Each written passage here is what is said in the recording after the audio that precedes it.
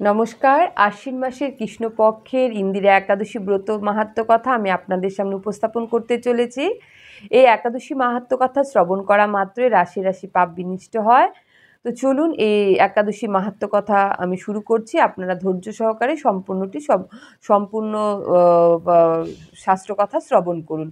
একদিন মহারাজ যুধিষ্ঠির ভগবান শ্রীকৃষ্ণের কাছে গিয়ে প্রণাম করে জানালেন, হে জনার্দন, আশ্বিন মাসের কৃষ্ণপক্ষের একাদশীর নাম কি, এর মাহাত্ম্যই বা কী? এই কথা শুনে ভগবান শ্রীকৃষ্ণ বললেন, হে ধর্মরাজ, এই একাদশীকে ইন্দিরা একাদশী বলা হয় এবং এই একাদশী যারা পালন করে তাদের রাশি রাশি পাপ বিনষ্ট হয় এবং নিরোগ হয়ে স্বর্গে বিষ্ণুলোকে গমন করেন এবং তার ঊর্ধ্বগতি লাভ হয় এবং তাদের পূর্বপুরুষদেরও ঊর্ধ্বগতি লাভ হয়। তো চলুন সেই প্রসঙ্গে ভগবান শ্রীকৃষ্ণ ও ধর্মরাজ অর্জুনকে একটি কথা বললেন, একটি গল্প শোনালেন। সত্যযুগে মহিমতী নামে একটি নগর ছিল এবং সেই নগরে ইন্দ্রসেন নামে একজন শত্রু দমনকারী প্রতাপশালী রাজা ছিলেন।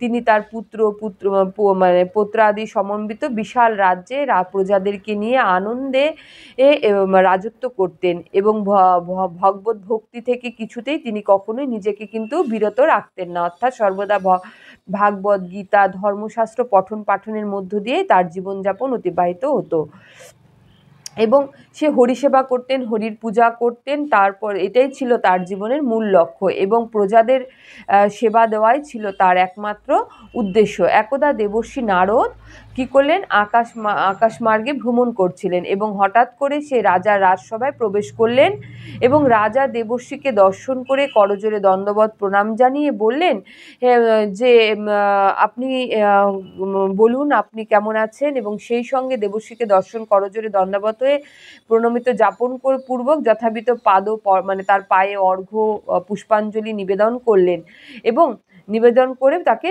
সেই শ্রী নারদকে পুজো করলেন। করার পরে হে রাজন, আপনার রাজ্যে সকলে, তখন শ্রী নারদ জিজ্ঞেস করলেন যে আপনার রাজ্যে সকলে কুশলে আছে তো, এবং আপনি ভালো আছেন তো, এবং সৎধামে অর্থাৎ ঈশ্বর সেবা, হরিসেবা, হরিভক্তি এবং এই মার্গে আপনি চলছেন তো, বিষ্ণু ভক্তিতে তৎপর হয়ে চলছেন তো? রাজা বললেন, হে দেবর্ষি, আপনার অনুগ্রহে আমার সর্বত্রই কুশল, আপনার দর্শনে আমি সর্বত্রই কৃতার্থ এবং আমার জীবন ধন্য হলো, আমার সকল যাগযজ্ঞ সফল হলো। আপনি কৃপাপূর্বক কি বলতে চাচ্ছেন সেটা আমাকে স্পষ্ট করে এবং পরিষ্কার করে আমাকে বলুন, আমার বড়ই জানার ইচ্ছে হচ্ছে। রাজার এই বিনয় বাক্য শ্রবণ করে দেবর্ষি নারদ বললেন, হে রাজন, আমি আশ্চর্যজনক কথা বলছি, শ্রবণ করো। আমি ব্রহ্মলোক থেকে বিনা যন্ত্র এবং শ্রীহরির গুণগান করতে করতে জমপুরীতে গিয়েছিলাম। যমরাজ আমাকে দেখে ভক্তিযুক্তভাবে আমার পুজো বিধান করলেন। আমি জমপুরী ঘুরে দেখতে পেলাম তোমার পিতাকে। তিনি আমায় বললেন, হে দেবর্ষে, মহিমতিপুরে ইন্দ্রসেন নামে আমার পুত্রকে বলবে তোমার পিতা ব্রত ভঙ্গের অপরাধে যমালয়ে কষ্ট পাচ্ছেন। সে যেন আমার ঊর্ধ্বগতির জন্য ইন্দিরা একাদশী পালন করে, তাহলে তার সকল পুণ্যের প্রভাবে আমার মঙ্গল হবে। অনেক ব্যক্তি যে কোনো ব্রত হয়তো খুব সহজেই শুরু করে দেয়, কিন্তু হঠাৎ করে সে ব্যক্তি কোনো সময় হয়তো সে ব্রত ভঙ্গ করে, মানে হয়তো করছে না, তার জন্য তাকে কিন্তু পাপ অর্জন করতে হয় এবং তার জন্য নরক যন্ত্রণা ভোগ করতে হয়। যেটা ইন্দ্রসেনের পিতা, মহিমতী নগরে যে ইন্দ্রসেন, তার পিতাও সেই ভুলটা করেছিল, যার জন্য তাকে নরক যন্ত্রণাটা ভোগ করতে হয়েছিল। তখন তো পুণ্যের প্রভাবে তার পিতা হচ্ছে কি হবে, যদি সে তার ছেলে যদি সেই একাদশী, মানে এখন তো পিতৃপক্ষ চলছে, পিতৃপক্ষ চলাকালীন যদি কেউ ইন্দিরা একাদশী সঠিক নিয়মে পালন করে, তাহলে তারও ঊর্ধ্বগতি লাভ হবে এবং তার পিতৃপুরুষদেরও ঊর্ধ্বগতি লাভ হবে। আচ্ছা, তখন রাজা বললেন, হে মহর্ষে, মানে নারদকে বললেন, হে মহর্ষে, কৃপাপূর্বক আপনি আমাকে এই ব্রতের মাহাত্ম্যটা বলুন, এই ব্রতটা আমি কিভাবে করব তার মাহাত্ম্যটা বলুন।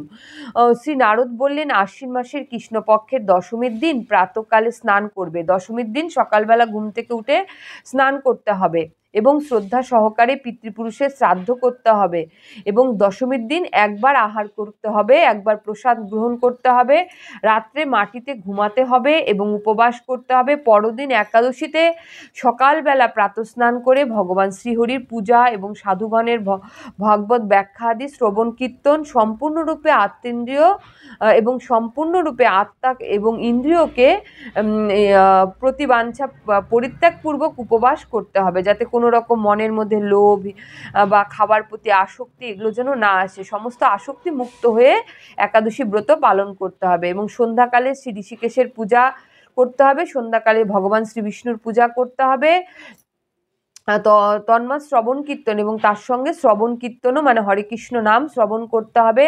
রাত্রে জাগরণ অর্থাৎ রাত্রি জাগরণ করতে হবে। দ্বাদশীর দিন সকালবেলা শ্রী হরির পূজা, ভোগ রাগ, নৈবেদ্য সমর্পণপূর্বক নিষ্ঠা সহকারে ব্রাহ্মণ, সাধু, বৈষ্ণবকে সেবা করে নিজে পারণ পালন করতে হবে। এইরূপ ব্রত করলে তোমার পিতা বিষ্ণুলোকে গমন করবে। যে কোনো ব্যক্তি যদি এইভাবে ইন্দিরা একাদশী ব্রত পালন করে তার কিন্তু সে তার মৃত্যুর পর এবং তার পূর্বপুরুষগণ বিষ্ণুলোক গমন করে। দেবর্ষি নারদের উপদেশে মহিমতিপুরের রাজা ইন্দ্রসেন ইন্দিরা একাদশী পালন করলেন এবং তার পিতার বিষ্ণুলোক প্রাপ্তি ঘটেছিল এবং রাজর্ষি ইন্দ্রসেন নিষ্কণ্টক রাজত্ব করে অন্তকালে মানে শেষকালে পুত্র হস্তে তার ছেলের হাতে তার রাজত্ব সমর্পণ করে স্বয়ং ভগবত ধাম প্রাপ্ত হয়েছিলেন। এই ব্রত মাহাত্ম্য শ্রবণ ও কীর্তনে সর্বপাপ থেকে মুক্তি পাওয়া যায় এবং শ্রী বিষ্ণুর সান্নিধ্য লাভ ঘটে।